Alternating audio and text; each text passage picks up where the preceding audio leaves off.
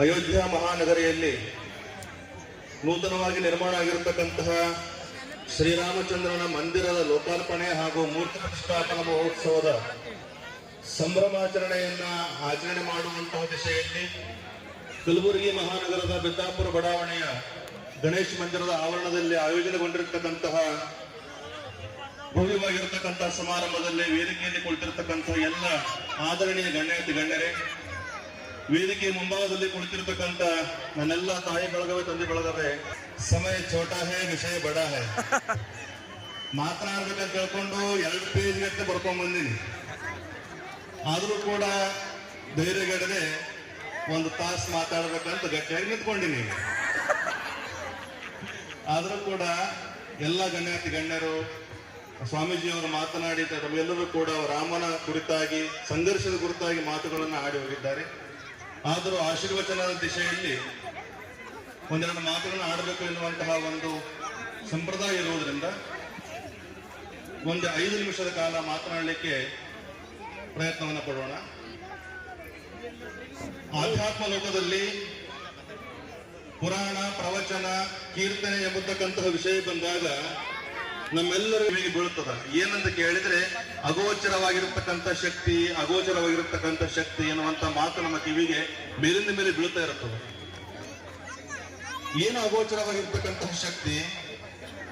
ಪ್ರಪಂಚದಲ್ಲಿ ಕ್ರಿಮಿ, ಕೀಟ, ಪಶು, ಪಕ್ಷಿ, ಮಾನವದ್ದು ಒಂದು ಅಗೋಚರವಾಗಿರ್ತಕ್ಕಂಥ ಶಕ್ತಿಯ ಅಧೀನದಲ್ಲಿ ಎನ್ನುವಂಥದ್ದನ್ನು ನಾವೆಲ್ಲರೂ ಕೂಡ ತಿಳ್ಕೊಂಡಿದ್ದೇವೆ. ಆ ಅಗೋಚರ ಶಕ್ತಿಯನ್ನು ನಾವೆಲ್ಲರೂ ಕೂಡ ಯಾವ ರೀತಿ ಒಳಗ ತಿಳ್ಕೊಂಡಿದ್ವಿ, ದರ್ಶನ ಮಾಡಿದ್ದೀವಿ ಅಂತ ಕೇಳಿದ್ದೆ. ಆದರೆ ಬೆಟ್ಟದ ತುದಿಯಲ್ಲಿ ಗಿಡವನ್ನ ನೆಟ್ಟು ಅದಕ್ಕೆ ಕಟ್ಟೆಯನ್ನು ಕಟ್ಟಿ ನೀರನ್ನ ಎರೆದು ಮರವನ್ನು ಮಾಡಿ ಕೊಟ್ಟಿರ್ತಕ್ಕಂಥದ್ದು ಅಗೋಚರ ಶಕ್ತಿ. ಮಾನವನಿಗೆ ಬೇಕಾದಾಗ, ತಾಪಮಾನ ಹೆಚ್ಚಾದಾಗ ತಂಪಾದ ನೀರು, ತಂಪಾದ ಗಾಳಿಯನ್ನ ಮಾಡಿಕೊಟ್ಟಿರ್ತಕ್ಕಂಥದ್ದು ಅಗೋಚರ ಶಕ್ತಿ. ಮಾನವನಿಗೆ ತಂಪಾದಾಗ ಬಿಸಿಲನ್ನು ಕೊಟ್ಟು ಒಳ್ಳೆ ಆರೋಗ್ಯವನ್ನು ಕೊಟ್ಟಿರ್ತಕ್ಕಂಥದ್ದು ಅಗೋಚರ ಶಕ್ತಿ.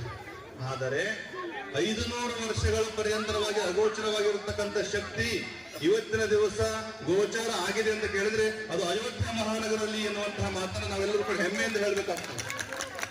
ಬಹುಶಃ ಅಯೋಧ್ಯ ಮಹಾನಗರದಲ್ಲಿ ಮಂದಿರ ನಿರ್ಮಾಣ ಆಗಬೇಕಾದ್ರೆ ಎಷ್ಟೋ ಹೋರಾಟಗಾರರ ಹೋರಾಟ, ತ್ಯಾಗ, ಬಲಿದಾನ ಅವೆಲ್ಲವೂ ಕೂಡ ನಡೆದು ಇಂದಿನ ದಿನದಲ್ಲಿ ಶಾಂತಿ, ಸಾಮರಸ್ಯ ರೂಪುಗೊಂಡು ಮಂದಿರ ನಿರ್ಮಾಣ ಆಗಿರತಕ್ಕಂಥದ್ದು ಎಷ್ಟೋ ಬಲಿದಾನ ಕೊಟ್ಟಿರ್ತಕ್ಕಂತಹ ಹೋರಾಟಗಾರರಿಗೆ ಇವತ್ತಿನ ದಿವಸ ಆತ್ಮಕ್ಕೆ ಶಾಂತಿ ದೊರೆತಿದೆ ಎನ್ನುವಂಥದ್ದನ್ನ ಈ ವೇದಿಕೆ ಮೂಲಕವಾಗಿ ಹೇಳಬೇಕಾಗ್ತದೆ. ಬಂದಾಗ ಇವತ್ತಿನ ದಿವಸ ಮಂದಿರವನ್ನ ಕಟ್ಟಿರ್ತಕ್ಕಂಥದ್ದು ನಾವೆಲ್ಲರೂ ಕೂಡ ನೋಡ್ತಾ ಇದ್ದೇವೆ.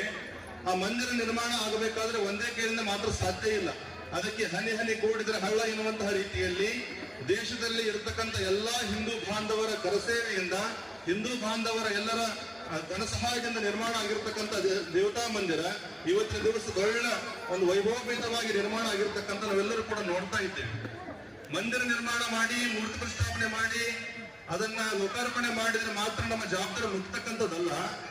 ಇಂದಿನಿಂದ ನಮ್ಮ ಜವಾಬ್ದಾರಿ ಇನ್ನಷ್ಟು ಹೆಚ್ಚಾಗ್ತದೆ ಎನ್ನುವಂಥದ್ದು ನಾವೆಲ್ಲರೂ ಕೂಡ ಅರ್ಥ ಮಾಡ್ಕೊಳ್ಬೇಕು. ಯಾಕಂತ ಕೇಳಿದ್ರೆ ರಾಮನ ಮೂರ್ತಿ ಪ್ರತಿಷ್ಠಾಪನೆ ಮಾಡಿದ್ರೆ ಕೇವಲ ಅಲ್ಲ, ರಾಮನ ತತ್ವಾದರ್ಶಗಳನ್ನು ನಾವೆಲ್ಲರೂ ಕೂಡ ಪಾಲನೆ ಮಾಡಿದಾಗ ಮಾತ್ರ ಈ ದೇಶ ರಾಮರಾಜ್ಯ ಆಗಲಿಕ್ಕೆ ಸಾಧ್ಯವಾಗ್ತದೆ ಎನ್ನುವಂಥದ್ದನ್ನು ನಾವೆಲ್ಲರೂ ಕೂಡ ಅರ್ಥಕೊಳ್ಳಬೇಕಾಗ್ತದೆ.